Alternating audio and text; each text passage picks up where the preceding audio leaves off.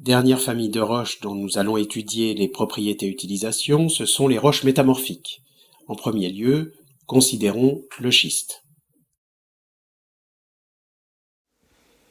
La famille des roches schisteuses trouve de par sa texture feuilletée et son clivage une utilisation comme matériau de dallage ou de toiture. Le débit en lauze est centimétrique, le débit en ardoise est millimétrique. Ils permettent d'obtenir aisément des éléments de grande surface et de faible épaisseur. Mais attention, cette anisotropie devient un inconvénient rédhibitoire lorsqu'on veut faire des granulats avec ces roches. En effet, on a un aplatissement des graviers et le clivage selon le plan de schistosité ne permet pas d'obtenir des bétons de qualité satisfaisante.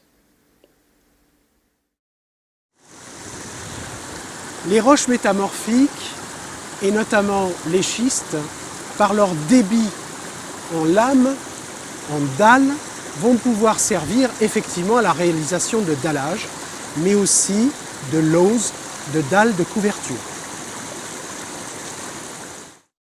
L'aptitude au clivage des roches métamorphiques feuilletées, comme les ardoises, les schistes, se valorise dans la fabrication des dalles de sol et aussi des matériaux de couverture.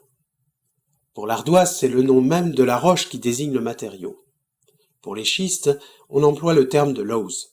Mais attention, lauze et schiste ne sont pas forcément synonymes. Il existe des lauzes calcaires, des lauzes de granit également. C'est le débit, l'épaisseur de la plaque qui définit ce nom. Nous avons dans le cas des lauzes un débit centimétrique. Pour les ardoises, nous aurons un débit de l'ordre du millimètre.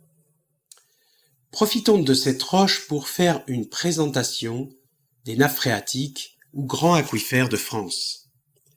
Les zones montagneuses, et principalement les massifs qualifiés d'anciens car formés à l'ère primaire, sont composés de granit et de roches métamorphiques comme le schiste.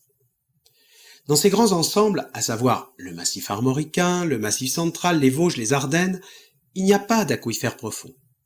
Ces derniers sont implantés dans les grands bassins sédimentaires.